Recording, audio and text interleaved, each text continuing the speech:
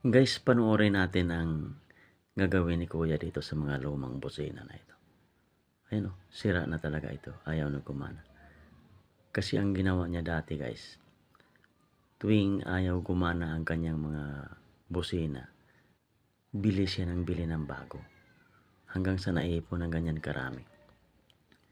Ngayon, ang ituro naman niya sa atin guys, ang tipid tips kung papaano natin i-repair itong mga lumang busina para mapakinabangan pa natin ito. Ayan o, pinaklas niya yung sa dalawang butas na yan o. Kasi may mga kalawang. Dapat kasi nito guys, lihain. Ayan o, nililiha ni Kuya o. Tinatanggal niya ang mga kalawang. Kasi yun yung nakaharang sa loob para pumalya siya. Ayan o. Kailangan kasi dito guys, linisin labas at saka sa loob.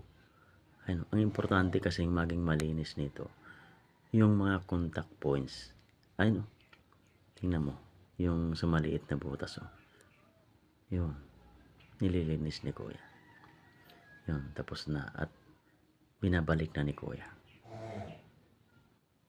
Ngayon pagka naikabit na ito guys, pakinggan nyo ang tunog.